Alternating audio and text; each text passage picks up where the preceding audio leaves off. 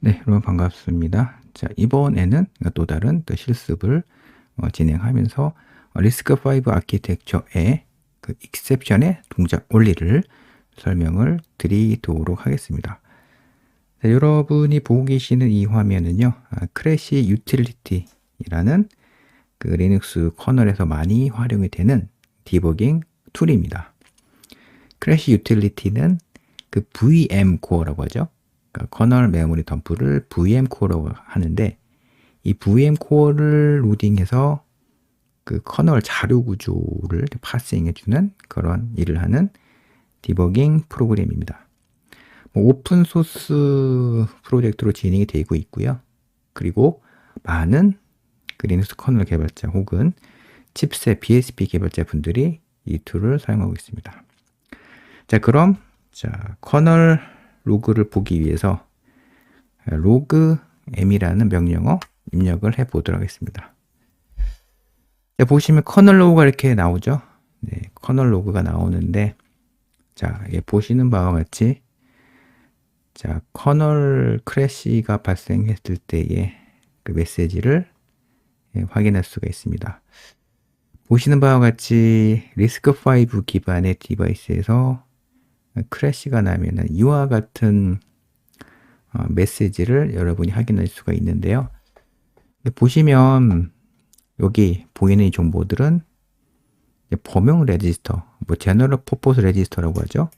이 범용 레지스터의 값들이고요. 그리고 익셉션이 발생한 그 주소, 심볼 정보를 요 메시지에서 확인할 수가 있습니다. 자, 여기 EPC라고 되어 있는 게 있는데요.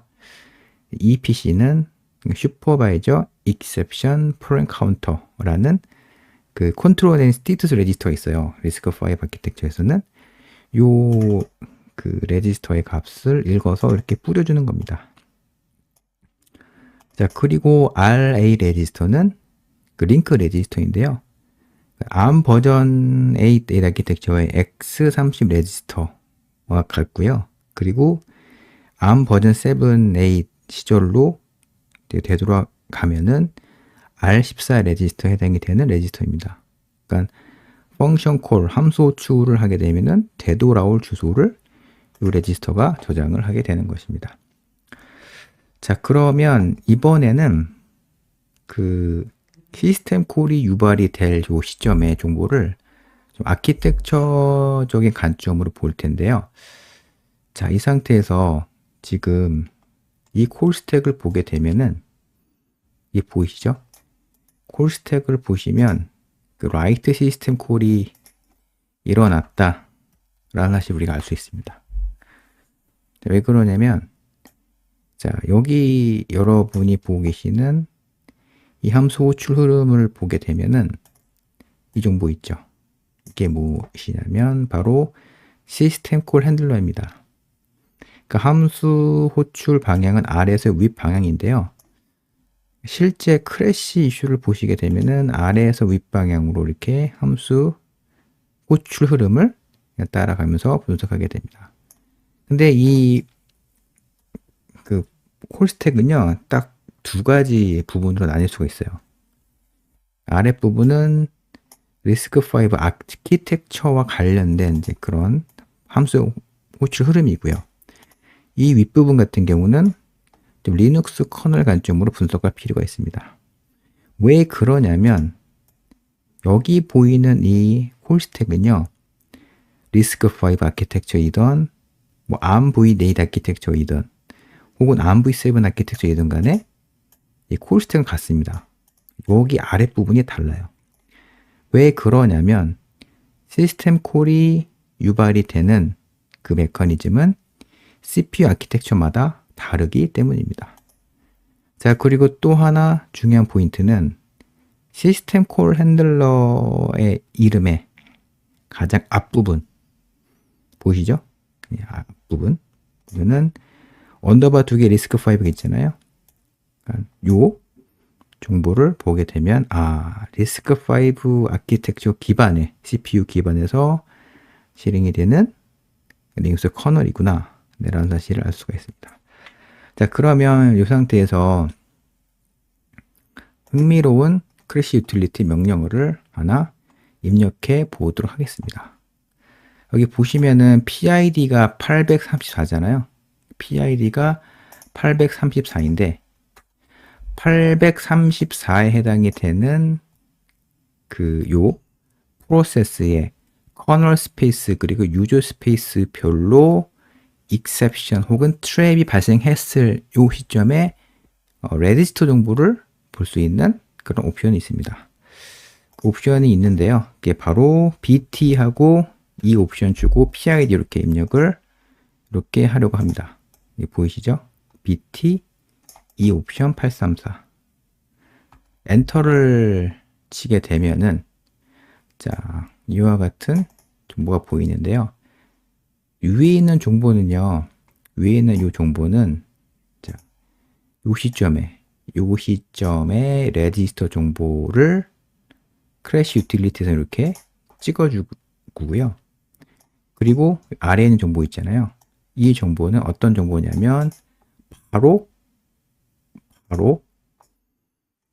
시스템 콜을 유발할 때 그 시점에 레지스터 정보입니다.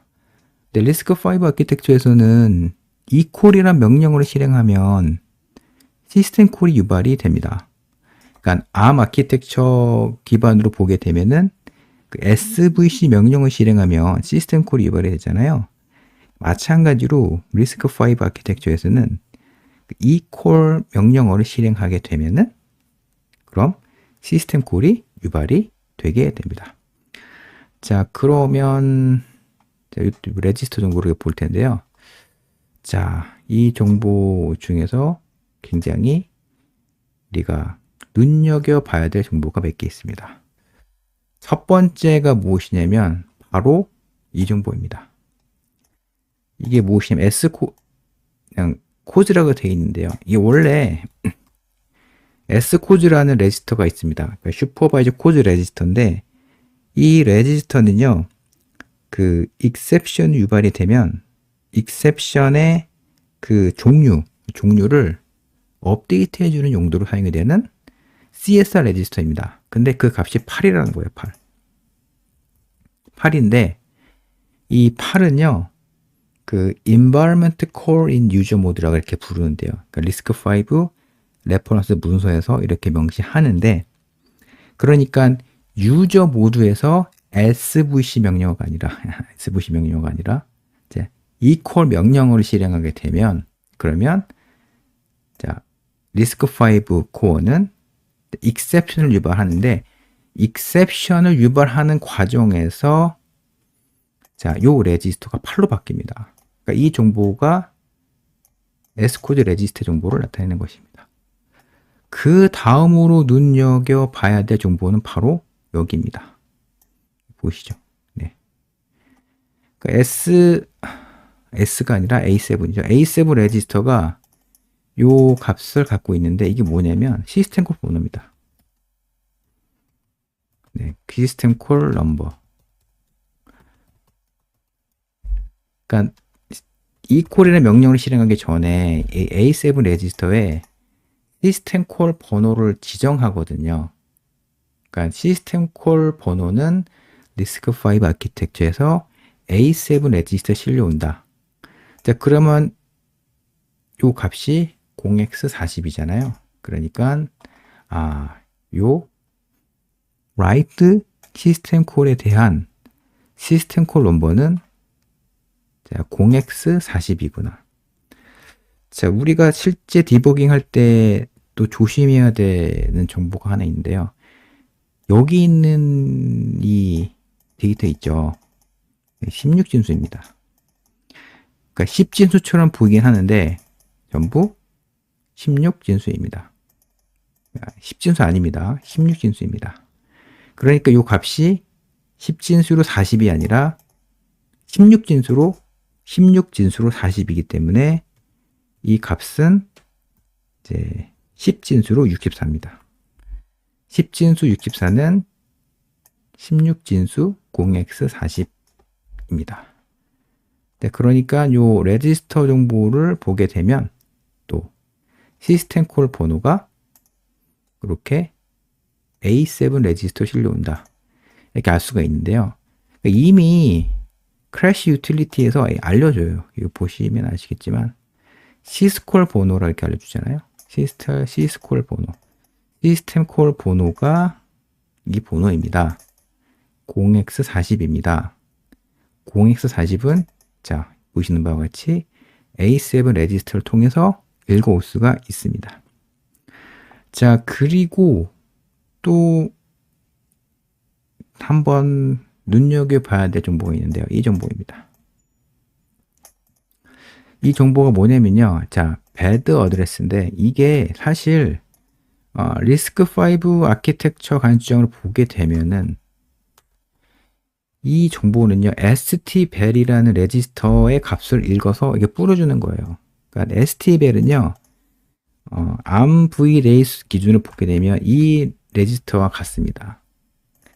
그러니까 실제 그 faulty 어드레스가 그러는데 유효하지 않은 그 어드레스 정보를 요 레지스터가 업데이트 해줍니다. 그러니까 그 세그멘테이션 폴트라든가 혹은 그 접근하면 안 되는 주소에 접근을 할 때 요때 익셉션이 발생하잖아요.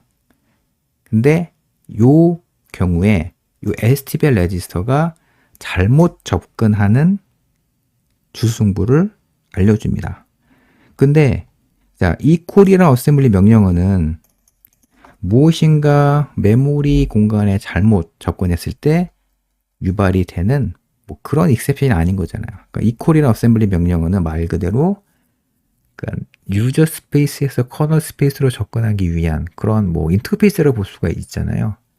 그러기 때문에 자, 요 값은 0x0으로 확인이 됩니다.